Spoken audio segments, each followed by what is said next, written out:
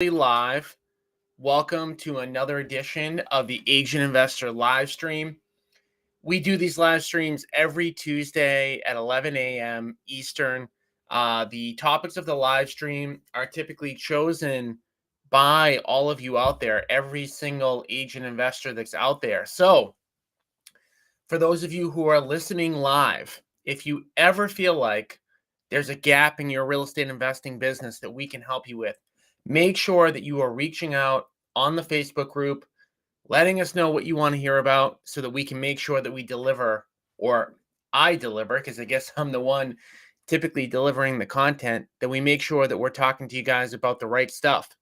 So today we're going to be talking about scripting, cash offer scripting. And for those of you who have followed along in the Agent Investor Facebook group, I've had this, I don't know the right word for it, but I've had this post up there that basically says to people, hey, if you want access to the Agent Investor scripts, type scripts below. And this thing keeps like auto regenerating and coming to the top of the Facebook group. And I've been able to give out a lot of scripts to different people, but I realized that I haven't been as diligent about giving out the scripts as I would like to be. But in addition to that, I also felt like not only would it be good to give everybody the scripts, but really to talk about, how to use them. And again, the scripting today that we're going to cover is going to be all about, cash offer scripting. So when you get that live face-to-face seller appointment, or you generate a cash offer opportunity by mailing or texting or doing whatever you're doing to get a face-to-face appointment, what do you actually then say to the seller? Because these face-to-face appointments are definitely different than a traditional listing appointment. If you're treating them like a traditional listing appointment, you're making a huge mistake. So today I'm going to do my best to talk about what the scripting looks like both before the appointment and on the appointment. Now, I do want to cover really quickly something that I've never shared with anybody in this group before, which is what some of the systems and tools and processes and videos and trainings look like for those of you who are already Inner Circle members. Now, there are a bunch of Inner Circle members already. We've been promoting the Inner Circle now for a while, and there's a lot of you who have access to the Inner Circle documents. But for those of you who don't, I just want to show you really quickly, just on simply the topic of cash offer, what we have. So within this group here that we invite you into once you're an Inner Circle member, you get access to our pricing and valuation videos, our actual chart of how we do this, cash offer mastery, which is, something in and of itself. You can see there's 62 videos, modules, handouts, just a lot of things for you guys to use. Overcoming seller objections, disc personality assessments, cash offer conversion checklist. I mean, the list kind of goes on and on and on. And then we go down to like inside sales, which is obviously just making the phone calls. And there's 30 videos there. I'm just showing you all this because this is something that I've actually never shared on any of the videos that I've done before. There is a tremendous, tremendous amount of content that you get access to if you're an Inner Circle member that you don't get access to if you're on here and kind of just listening along. Now, most of you know this, that there are multiple ways to get into the Inner Circle. 2 of them are completely free. If you're interested in learning more about joining the Inner Circle, getting access to additional information that you can't get for free through the Facebook group, if you want direct access to me, if you want the ability to partner with us on deals so that you don't have to bring money, or you don't have to do the construction, just jump on an Inner Circle call. And all you need to do in order to do that is just go to www.agentinvestorinnercircle.com. Again, that's agentinvestorinnercircle.com. and you can book a day and a time to speak with me directly. Okay. Again, don't want this to be too much about the inner circle. Just know that if you are looking for coaching, additional help, systems, partnership opportunities, the inner circle is definitely a call that you want to be on. Okay. Now, jumping into the content for today, which is scripting. Okay. We talked about the fact that we're talking about cash offer appointments. And let me just get this opened up. All right. So, agent investor scripts. Now, before I open this up, I just want to say a few quick things on scripting. How to use scripts in general, like why are there scripts? And I want to cover why there aren't scripts. So scripts are not there. NOT, not there to memorize. They are not there for you to go into a seller's living room or have a phone call with a seller and to read off of. If you need to look down to read off of your script, do not even use it to begin with.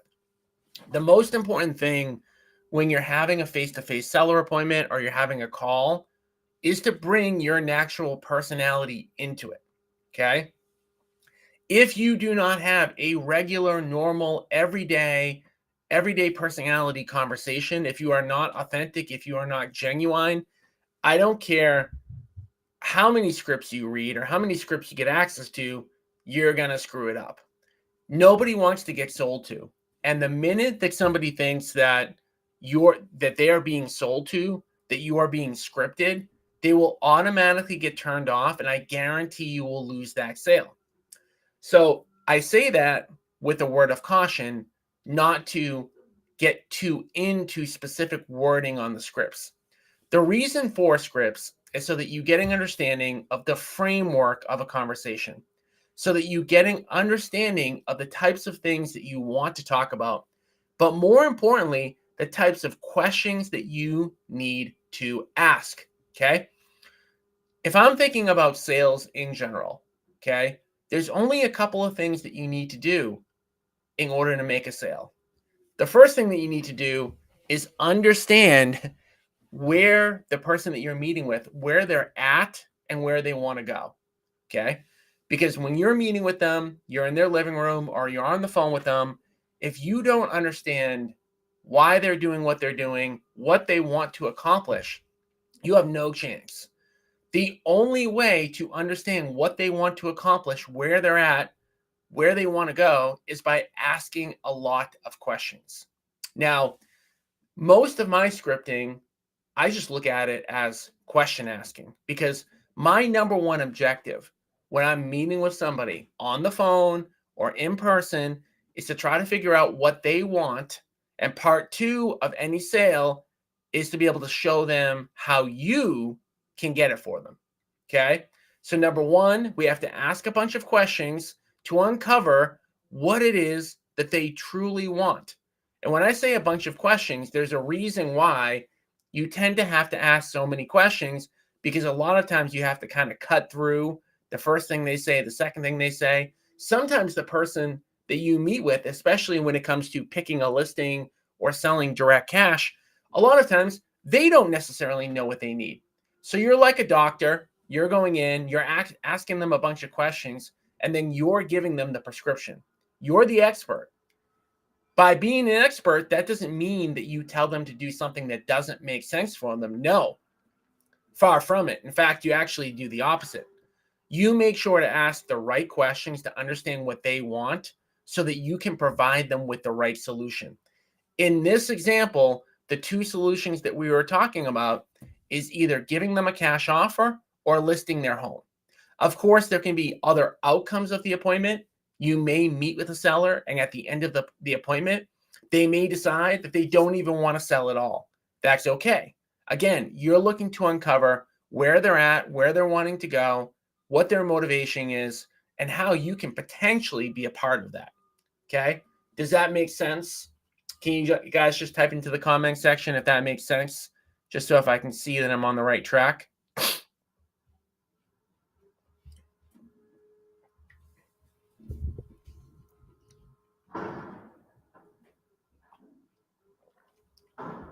All right. Thank you for those of you who are starting to comment now.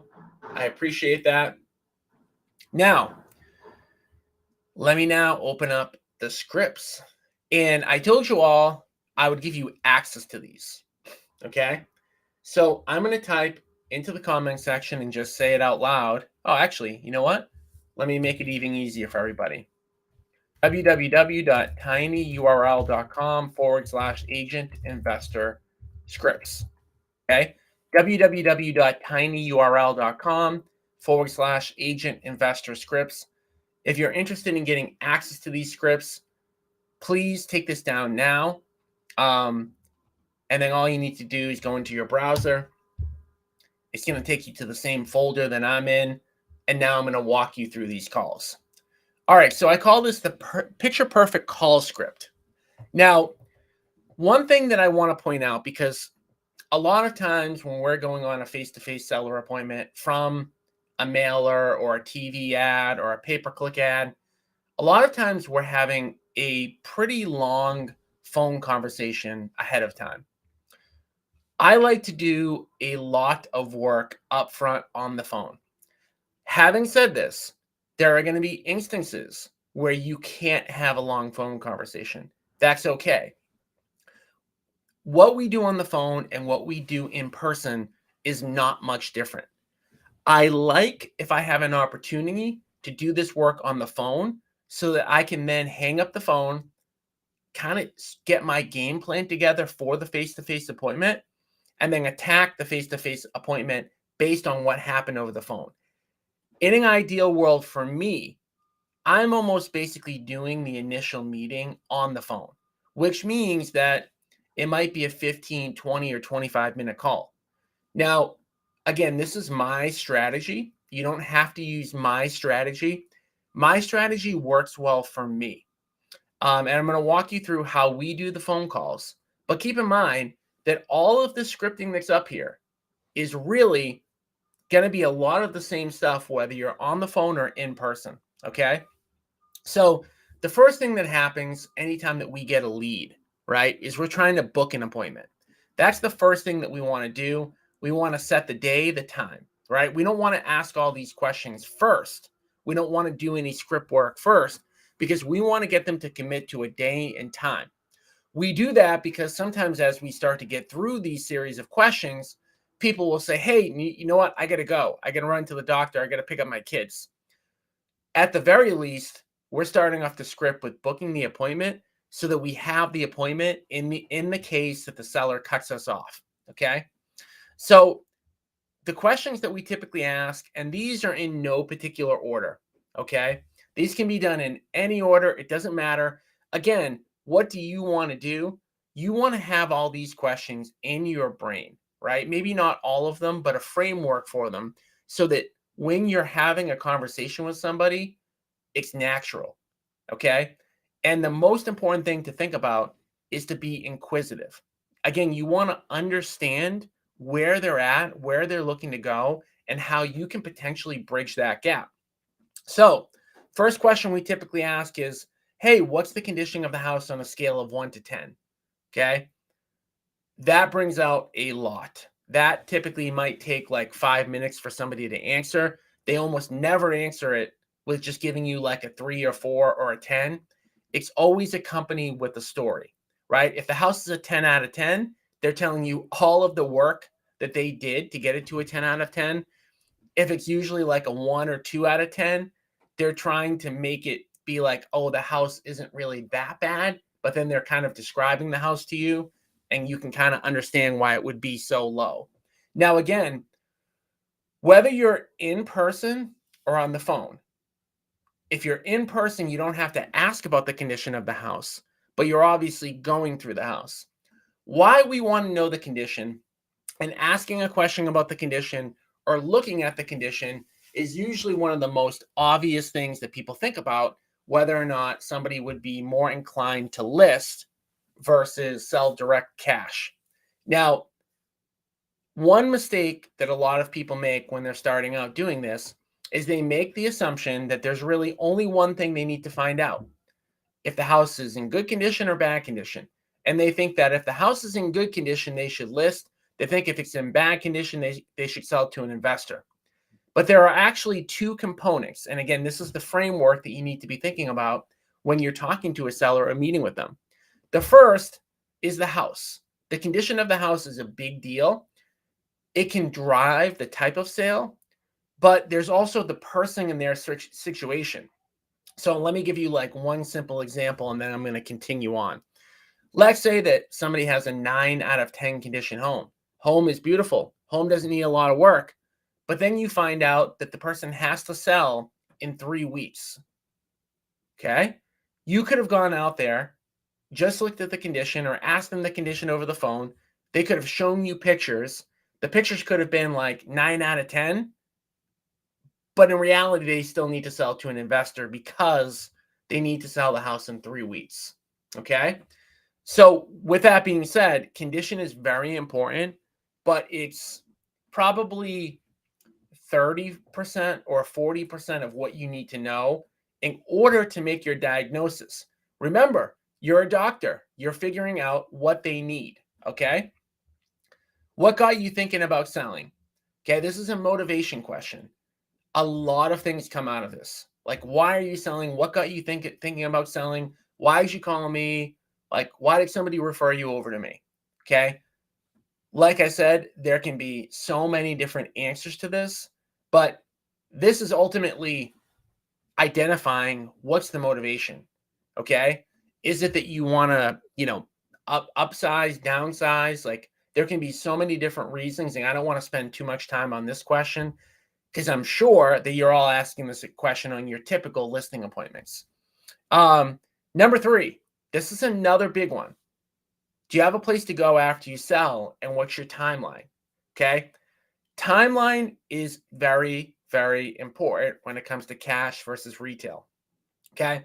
I'll give you another example where time frame played a pivotal role. And again, you have to be ready to listen to the answers, process them, and again, give them what they need. So we met with a seller in an area outside of Boston called West Roxbury. We went out to the home. Home was in good condition. So you might think automatically, okay, going to be a retail house, going to be a listing. We met with the seller. She said, I've lived in the house for 40 years. The most important thing to me is I want to move near my daughter who lives south of the city, 30 miles south of the city. And I want to be very picky about where I go. She said, I want to take my time. And that might mean it takes me 2 months. That might mean it takes me a year. She said, I'm going. I promised my daughter I want to be there, but I don't want to rush into anything and make a bad decision. So in this case, the seller is telling us they don't need to sell fast, but they want to sell when they want to sell. She wanting us to be ready the moment that she found a place, which happened to be 8 months later. She called us. Hey, finally found it. I'm ready to go. I want you to buy my house in 30 days. Okay. So anything tied to a concrete timeline or somebody saying, I want to pick the date, right? I want to pick when you buy my house. I want to pick the date. Whenever somebody's talking like that, I'm starting to lean a little bit more towards the investor side. We always ask a question based on valuation. Now, again, you may or may not want to ask this question depending upon what the relationship is with the person and what role you're supposed to be playing. For example, if somebody calls us from one of our mailers and we mail towns all over New England, if they call and we say what we have here for number 4 script, hey, I haven't done much research yet. Do you happen to know how much houses in the area are worth? That may sound totally 100% okay if they're calling from a mailer or if it's like a cold lead. But again, if you're going into it with the expectation that you're the expert and that you should know the pricing, or somebody's calling you and you're the realtor for a particular town, you're very big in that town, it might not be the right question to ask. But there are different ways to kind of phrase this. And again, that's another thing when it comes to scripting that you want to be aware of. You have to phrase things in a way that you sound comfortable.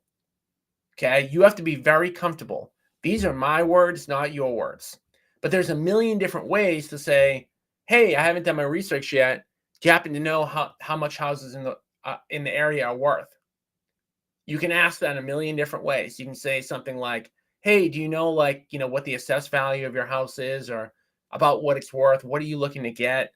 Whatever, however you ask, I always like to ask it.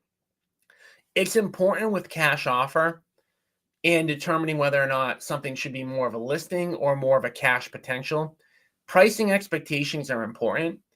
Again, going back to like how we can sometimes be misled on these.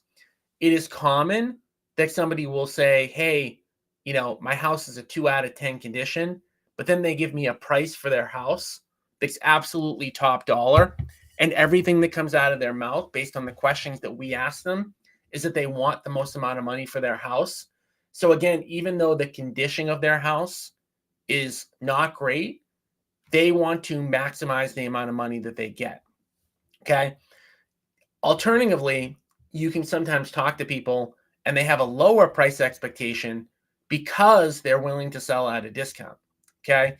The first investment deal I ever did, the property was worth about $450,000. When I went out on the appointment, I asked her how much she wanted. She wanted $300,000. Why did she want $300,000? Because she was moving into assisted living, and that's how much money she needed to live there for an extended period of time. That's what she wanted. She wanted an easy sale. Okay. So the timeline. Oh no, I'm sorry. Again, a follow up to the value. We're not going to hold you to this, but what is a rough estimate of what you would want for the home? Even a range is helpful.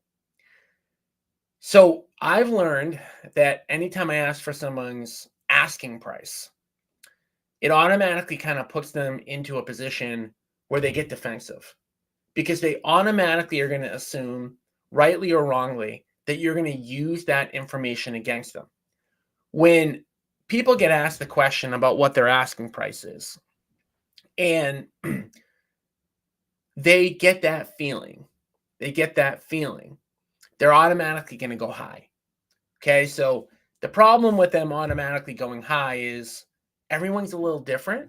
One person might go 10,000 higher than what they want. Another person might go 500,000 more than what they want.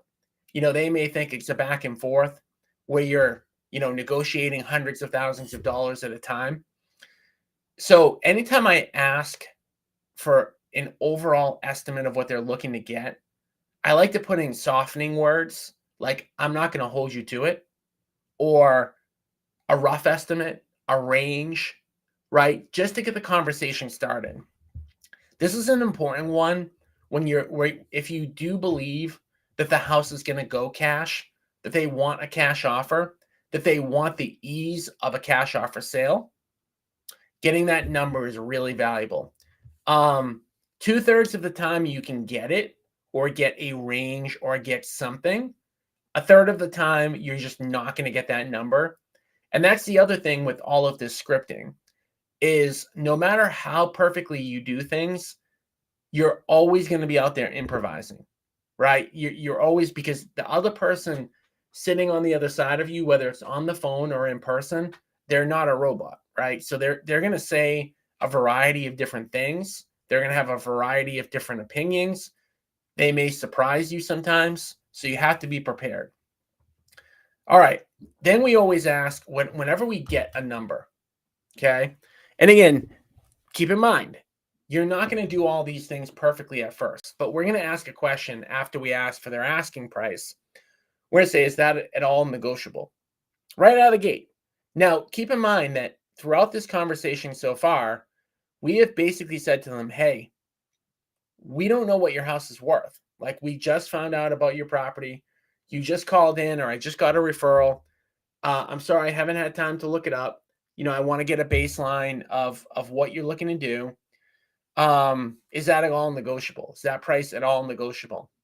And again, a lot of times that phrase in and of itself will actually tell you far more about whether or not you can get the property for a good price. Because if they're not negotiable at all, and sometimes people really aren't, they'll usually tell you, like, hey, I told you my asking price was 500. No, I'm not negotiable at all. Or they might say, yeah, it might be, a little bit negotiable. And again, automatically right there, you know that they're negotiable to some extent. All right, so how soon do you want to sell the house? Huge. We talked about timing a little bit earlier, what their timeline is, how soon do they want to sell? What happens if they don't meet that timeline? That's another great question or a follow-up to that. What happens if you can't meet that deadline for whatever reason? If you can't meet that deadline for whatever reason and it's a huge problem, well, right now might be the time to consider a cash offer. Across the country right now, as I'm sitting here doing this live session, November 15, 2022, a lot of stuff is sitting, right? Time on market is way up in almost every part of the beautiful United States. Okay. So anytime that somebody says, hey, I need to sell in 45 days or less, or else something really bad is going to happen, they need to at least consider the cash offer. Okay. Another question we always ask, have you met with any other investors or agents? This question is great for a number of reasons. Depending on who they're meeting with is going to tell me a lot. Like if they're meeting with a bunch of other investors, that tells me, this is a lot of this stuff is obvious, but if they're meeting with a lot of other investors, they're strongly considering taking an investor offer. If they're meeting with a bunch of other agents, they're probably only considering at the moment listing. I like to know, who the people are too. What type of agents, who are they thinking about meeting? What's their relationship? Same thing with investors. Last question. And again, you're not going to ask every one of these questions on a call or even face to face. You're not going to have time to do it. You're trying to paint the picture. Like, what is this person's objective? Are they looking to do everything within their power to get the most amount of money and willing to go through some inconveniences, some hassles, maybe making some repairs, not knowing the exact timeline, maybe having something to fix at inspection, maybe staging their house, definitely doing an open house, taking professional photos, but getting the most amount of money? Or are they kind of just wanting easy? Okay. And easy means cash, no financing contingency, no inspection, okay? No renegotiation, close on your time frame. Simple. Even leave your stuff behind, right? So all of these questions, as you're getting them answered, what you want to be thinking in the back of your head is, what do they want? Is the solution that they want easy but less money, or harder but more money? It's really as simple as that. And all of these questions are really going to help you answer that. Now, when you start to get good at this and you start to have a lot of these conversations, it becomes pretty easy because you may only ask one of these questions and you may get the answer that you need, right? They may tell you, hey, my house is up for auction. It's going to be up for auction in 2 weeks. It's like automatically you could ask them all these other questions that I've got up on the board right here. But guess what? It's not going to really matter because if they're getting foreclosed in 2 weeks, they need an investor solution, right? Flip it back around. If you go out there and all they're talking about is like, hey, how do I get my home show ready? How can we get the most amount of people into the open house? And they're asking questions like that. A cash offer is not for that person. Okay. So, again, we're talking about a phone call, but this is all stuff we're doing both on the phone and in person. So we're always going to go out there. If somebody wants a cash offer, we're going to go out there. We're going to meet with them. We're going to come into their home. Okay. One thing that we like to set, and this is, again, it's hugely important and also why we like to have a longer phone call up front. But we set expectations for the appointment. We want our patient, in this case, a seller, to know what we're going to do. We want them to feel at ease. We want them, if it's a win-win for us to work together, to be able to make that decision there. We don't want them to think about it. Just like if you go on a regular listing appointment, you don't want them to think about it. You want to get them to feel very comfortable with you, and you also want them to feel comfortable telling you no. And that's something in my scripting I always tell people. I don't care what I'm selling. Am I selling the inner circle? I'm selling a listing. I'm selling a cash offer. I'm selling on recruiting somebody to my company. Look, I want you to be very comfortable telling me no. We can still be friends. We're not the right fit for everybody. I'm sure it goes the other way too. This is going to be the opposite of most of the sales experiences that you've ever had, where somebody's going to put all the pressure in the world on you to make a decision that day and not give you the option to say no. If you tell me no, I'm going to accept the no. We're going to shake hands. If anything ever changes, it's okay. But I want to make you very comfortable telling me no, because it's totally fine if for whatever reason, we're not the right fit. So what are we going to tell them about the appointment? We're going to tell them a few things. Number one, how long it lasts, right? People have all different opinions on that, right? Somebody might think, I could walk them through my house in 10 minutes. Some other person might think, well, we need to have a sit down. We need to have lunch together. It's a 2-hour appointment. No, it's going to be a 30-minute appointment, okay? Maybe a little bit longer, probably not shorter, okay? Number two, we're going to do as much research ahead of time as we can, right? So when we go out on the appointment, we want to know kind of like a range of what we're going to offer you. We also want to know a range of what we're going to list your home at, okay? We're going to do all that homework ahead of time so that when we go out there, we're just reconciling. Okay, I know what the comp says, but what's the condition of your house? Okay, so we're going to do that up front.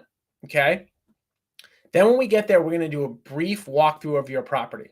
Okay, we don't need to see everything.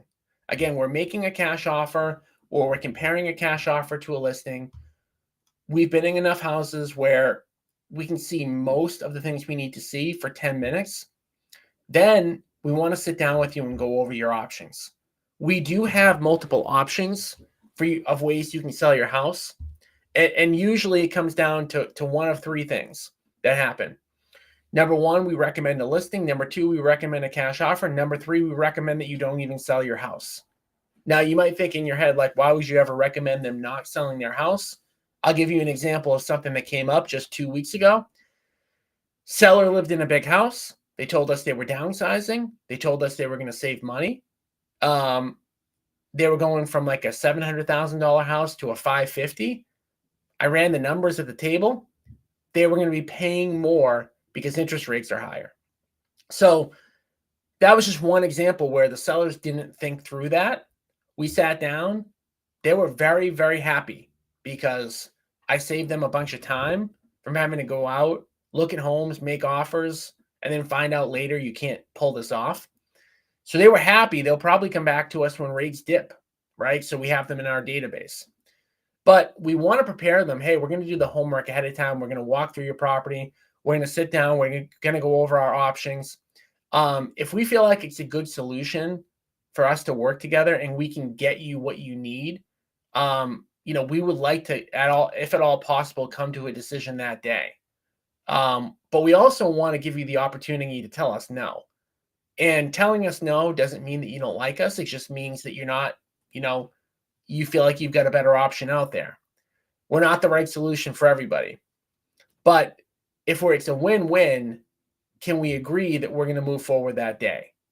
Now, that's called an upfront contract. It works probably 3/4 of the time because most people, if they know that you're coming out there to get them to make a decision and you're going to prepare and you prep them the right way and you built rapport on the call, they're usually going to say yes.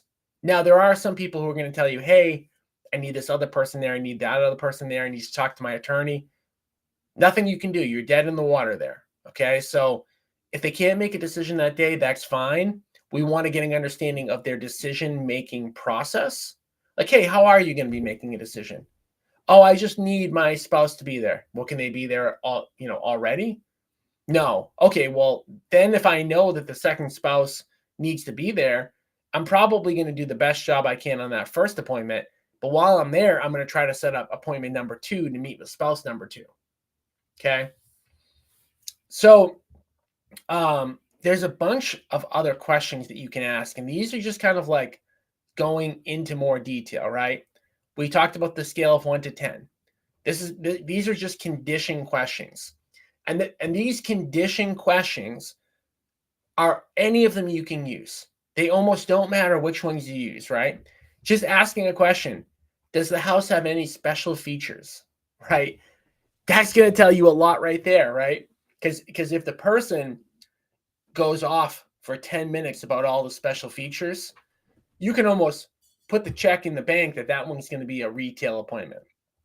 If you ask, does the house have any special features? And they start to laugh or get embarrassed, or they're like, no, it doesn't. Then again, the house probably needs some work. Other questions like just confirming public record.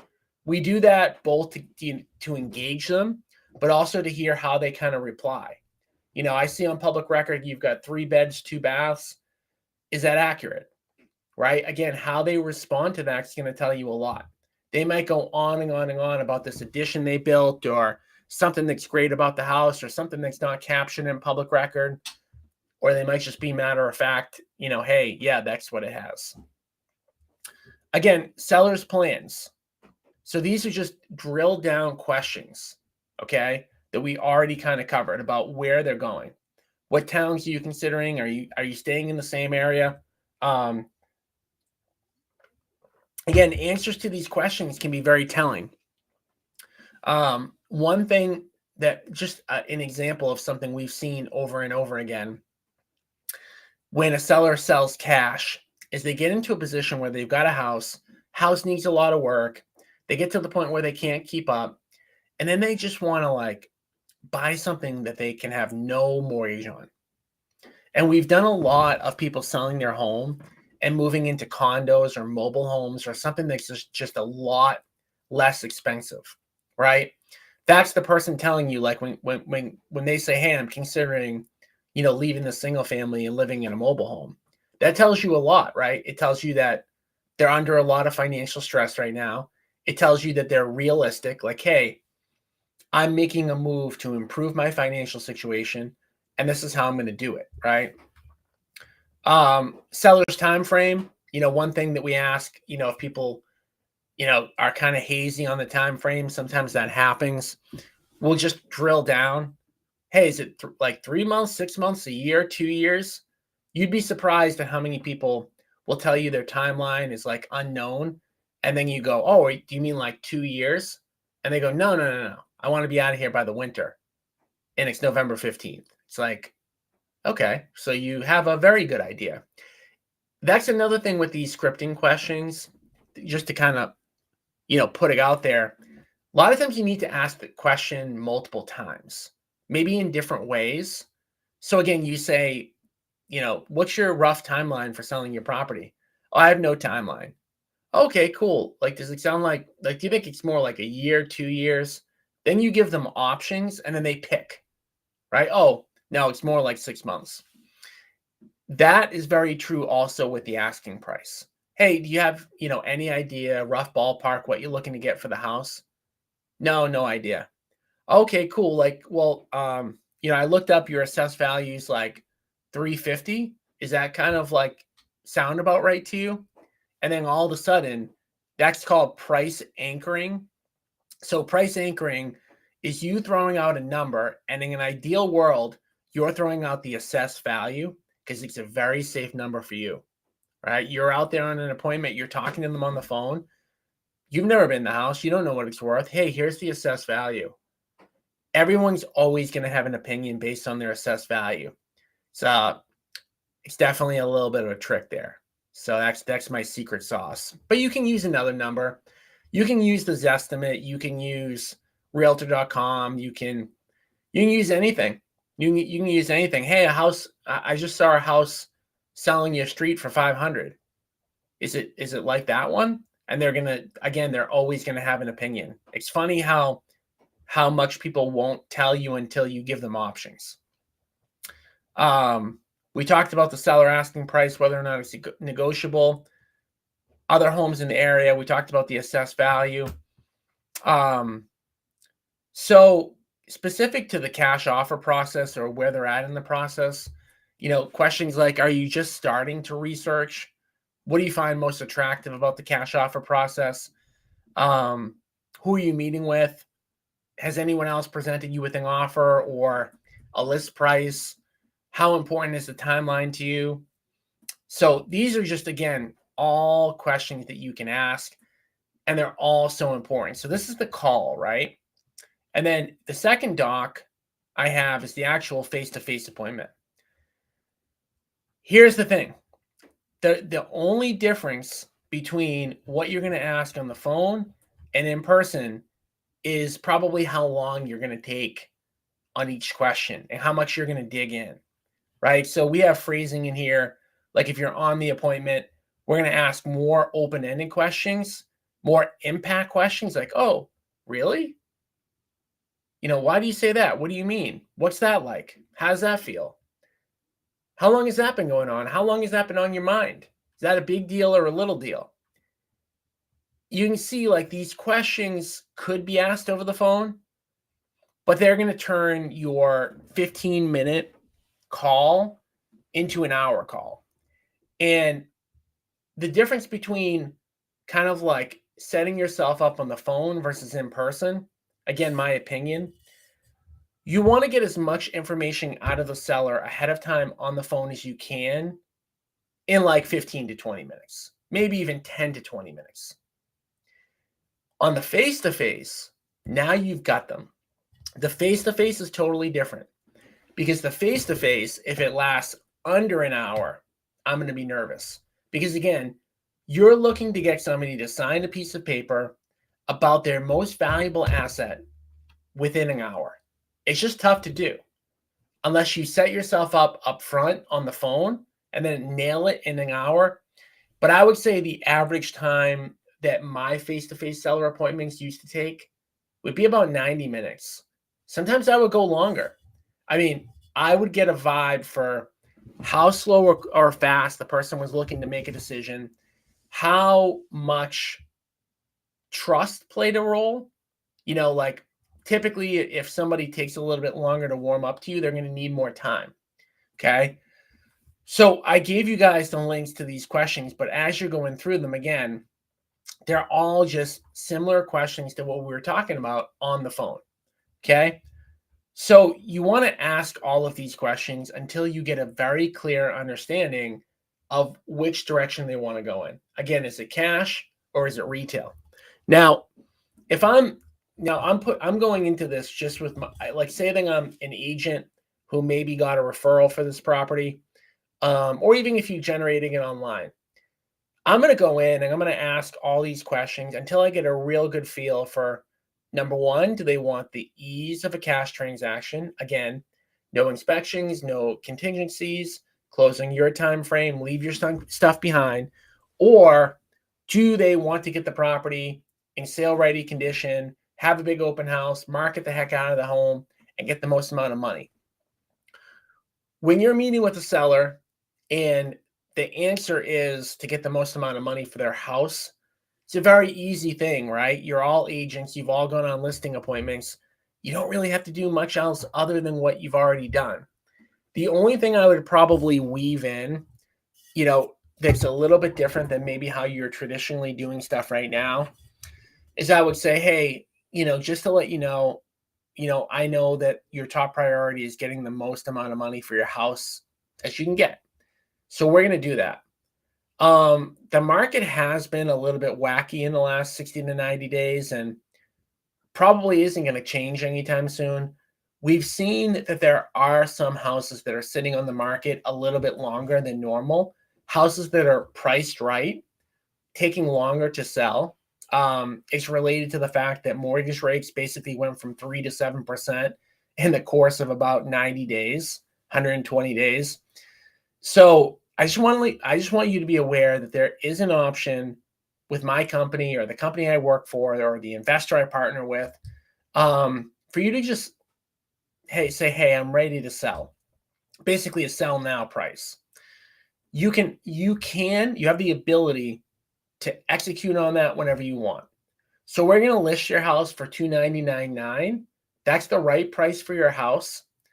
If after 15 days in the market, you just want to be done, I've got an investor who's willing to pay $240,000. You probably aren't going to need this, but I just want to make you aware that this is an option. Okay. Now, I don't want to spend too much time on that, but just know I've just been seeing in the market right now some properties that you wouldn't expect to sitting. And again, this is all due to the economy. I'm sure you've heard about stuff in the news. And again, my objective is to get you top dollar, but this is kind of like a backup, just in case you need it. Now, on the flip side, let's say that you go through all of these questions, get a bunch of answers, and the person really wants the cash offer.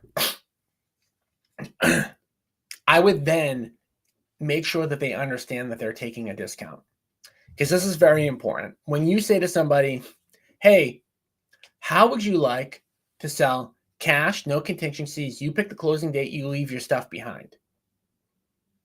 Everyone's going to want to do it, right? But are they going to be willing to do it at a discount, right? To be able to sell cash to an investor off market, they need to take a discount.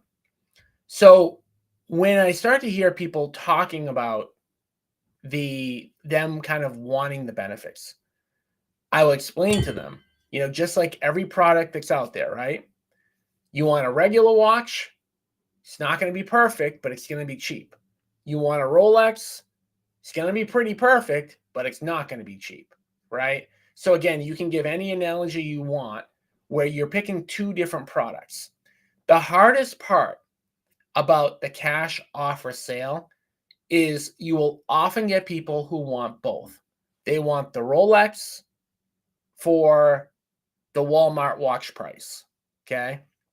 I am sure as agents, you have all seen this throughout the course of being an agent. How many of your buyers have told you that they want the same thing? So it's not uncommon that a seller, after hearing the benefits of the cash offer, is going to say, oh, yeah, I want cash. I want no contingencies. I want to leave my stuff behind. And, I'll take a $10,000 discount to do it. And as we know, it just doesn't work that way. So, what I'll kind of do when I'm having that conversation is just go into the difference that there is going to be a pretty decent difference in price.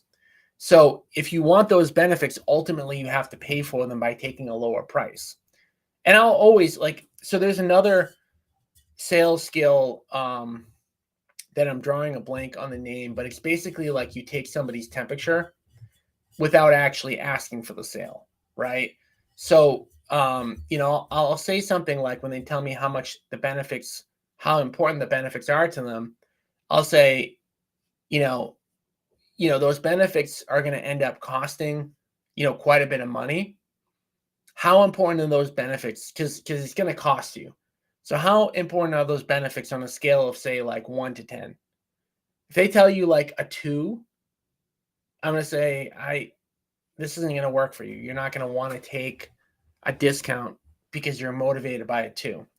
When they tell me a 10, then I'm starting to think, well, they may, want to hear, what the offer is.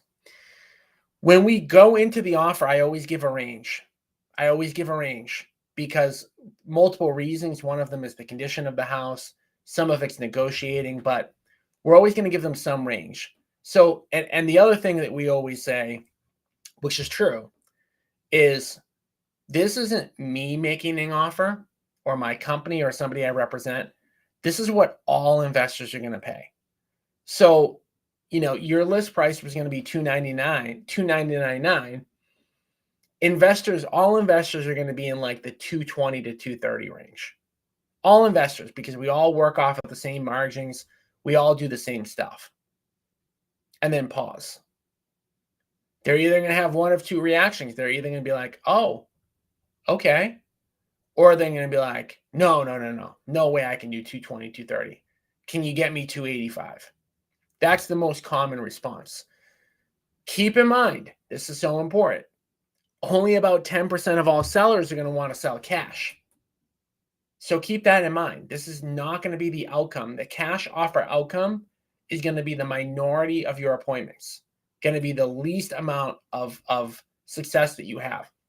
Most people are going to want the benefits and the attractiveness of the cash offer, but they're going to pick in the end that they don't want to pay money for it. Just like everybody wants the Rolex watch, but most people don't have them, right? Because you have to pay a big price to get them. You have to pay a big price to get all the cash offer benefits. And it's really our job to figure out how valuable those benefits are to somebody. So if somebody is negotiating back and forth on a range, we're usually going to say, hey, I got to talk to my business partner. If I can get you the 220 or the 230, are you ready to move forward today? If it's a yes, we're going outside, we're making a phone call. Hey, we can get to 230, like sign today. If not, if they're not willing to do it, well, hey, maybe we should circle back around to the listing, right? I'm always going to circle back around to the listing if they're not willing to accept the cash offer price. And you might think, well, that's going to get the person to list more frequently. But oftentimes it gets them to actually take the offer. Because again, what they kind of usually want is cash offer process, convenience, but a retail price. So if they keep pushing me towards a retail price, I'm going to say, hey, cash offer is not what you need then. So that's in a nutshell how we're using our scripts. And again, the most important thing for you guys to all kind of think about is just simply to get all of this stuff in your brain and to be able to say it in a way that you feel comfortable with. If you look at some of these questions and you don't feel comfortable asking them, do not force yourself to ask those questions. It's going to come off really bad. You're going to be uncomfortable. There is no one question in here. There's not one part of the script in here that's 100% mandatory. I could pick and choose all different things. I could rephrase a bunch of things. But again, what you're looking to get is like, hey, are you really a cash seller or a retail seller? Once you know that, then you know the path you can go down and you can kind of make headway. So any questions? I'm going to put my screen up just so I can see. Are there any questions based on any of the scripting stuff that we've gone over? Again, I know I put this in the Facebook group for me to send the scripts. Again, I want to make sure that you guys know how to get access to them. tinyurl.com/agent investor scripts. But if you do have any questions, type them in. If not, I'm going to invite, again, all of you guys who have not jumped on an Inner Circle call to learn more about the Inner Circle to go to www.agentinvestorinnercircle.com.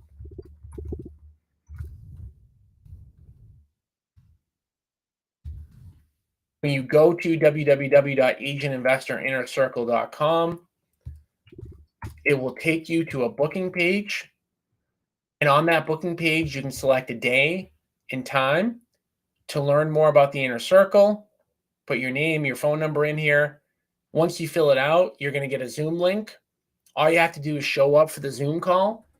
On the Inner Circle call, we're going to go over your situation, right? All this script stuff, this is not just stuff like I talk about. It's what I do in real life. So when we talk to somebody about the Inner Circle, we want to figure out, same thing with these questions, like where are you at?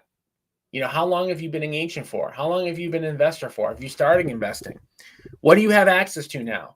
Do you have access to capital? Do you have access to labor? Do you have access to deals? Where do you want to go? What's the outcome that you want when it comes to investing? Is it to work less? Is it to buy expensive things? Is it to just get peace of mind? Is it to retire your spouse? Whatever these things are, we're going to figure out what they are, how much money you need to get there, and then what your vehicle is. Are you investing in short-term rentals, long-term rentals, apartments? Are you passively investing in deals like the deals that we have and just get a return on your capital? Are you looking to fix and flip? Are you looking to wholesale? And then we'll come up with a plan on the call, and we'll talk about the benefits of being in the inner circle. Some of the highlights of being in the inner circle are that you get 24/7 access to me to ask me questions. Second thing is you get the ability to partner with us on deals so that you don't need to bring money and you don't need to do the construction. You get access to all of our systems and tools. We showed you a couple of them today with the scripts that we have. We have far more than just this. You get lifetime access to all of our quarterly events, VIP dinners to all of our quarterly events. And really, more than anything else, we give you a shortcut to hitting your investing goals. We can't do all the work for you, but we can give you the shortcut that you need, right? Instead of you driving there in a bicycle, you're going to be driving there in a car, basically. That's what we give to you. And if you're interested in learning more, just book a session at www.agentinvestorinnercircle.com, which I have up here.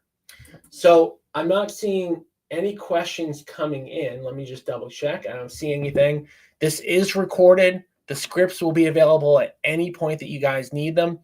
And again, we do these training sessions every Tuesday at 11 a.m.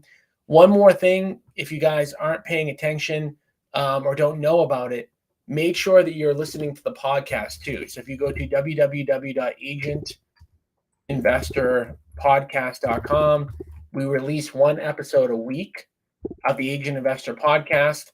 And typically we're interviewing other successful agent investors. We're talking about their journeys, how they became successful. I got to learn how to spell this. Agentinvestorpodcast.com. Yeah, every week we're typically covering like another agent that we've interviewed, people that are just like yourself, that are successful agents who have implemented the investing strategies. If you listen to the show and you like the show, please give us a 5-star review. Obviously, we do all of this stuff completely for free. It does help me build my business, but actually creating the content, giving you guys this content, anything that you can do to promote it, we greatly appreciate. So we'll be back again next week, Tuesday, 11 a.m. EST. Like I talked about in the beginning of the show, if you have a topic that you want to make sure is covered, please post it in the Facebook group. This content is not what I think you need. It's about what you need, right? It's about what you need help with. Be selfish. Don't worry about whether or not somebody else is going to get value out of it. As they say, there's no such thing as a dumb question. If you're thinking about a question, somebody else probably is. That's very true. If you're thinking about a topic, somebody else probably is too. So anyways, thank you guys for staying on for the majority of this live stream. We'll see you again next Tuesday, 11 a.m. EST. Thank you.